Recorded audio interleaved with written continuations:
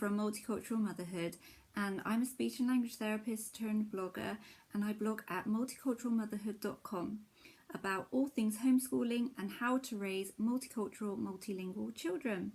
So today I thought I'd do a video about 20 facts about me. So, number 1, I was raised a Catholic and I went to Catholic schools growing up. I also went to church every Sunday until I was 16 years old. And then when I was 19, I became Muslim. Number 2, I am the eldest of 6 children. I have 2 sisters and 3 brothers. Number 3, my grandparents were actually from Poland, so I have Polish roots. But my parents and myself, I was born in the UK, in Bristol, and I still live in Bristol now. Number 4, I was 22 years old when I had my first child, and now I am 29, about to turn 30, and I've just had baby number 4. Number 5, when I was growing up, I did a lot of dancing. I did all kinds of dancing: ballet, tap, modern, salsa, Latin and ballroom, you name it. And my favourite was belly dancing, and I actually did quite a lot of performing before I became Muslim. So I used to do belly dance shows, and I also used to teach. Number 6, I am a very creative person. I love arts and crafts, and one of my favourite things to do is knitting. I love to sit down and knit clothes for myself and my children, mainly for my children because, let's face it, smaller clothes take less time to knit. Yeah, I absolutely love it. And I also love sewing, but I don't really get around to doing it that often. But when I can, I do like to make my own clothes. Number 7, I studied speech and language therapy at De Montfort University in Leicester. Number 8, I have also studied language courses with the Open University. I actually really love languages. I studied 4 languages at school: French, Latin, Italian and German, and I studied 2 languages at A level. They were French and Italian. Number 9, I spent 2.5 years doing a PhD at the University of Reading, and that was in the subject of bilingual children with autism. And I actually gave that up when I was about 2/3 of the way through. And it's a really long story, but if you want, I can do another video all about that. If you're interested, let me know. Number 10, I was very musical when I was growing up, and I actually learnt the trumpet, and I was in the school band and other bands, and I got to grade 7 level. But I haven't played now for about 10 years. But I think if I picked it up, I still probably could. Number 11, I can now speak Turkish quite well because my husband comes from Turkey and he speaks Turkish quite a lot at home.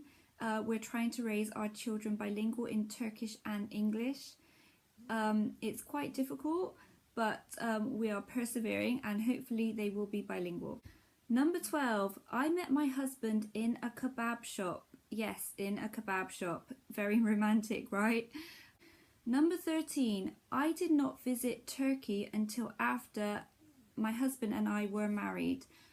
We actually were together probably about 18 months before we got married, and we did not travel to Turkey, so I did not meet any of his family until a few months after that.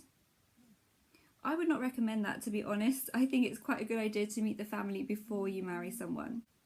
Number 14, although my husband comes from Turkey, he is actually Kurdish. So his first language is a language called Zazaki, and he speaks 4 languages: Zazaki, Kurmanji, which is another Kurdish language, Turkish and English. But he speaks Turkish to the children, or at least he does when he remembers or when I nag him. Does anyone else have this problem with a husband where they just won't speak the correct language to the children? Or is it just me?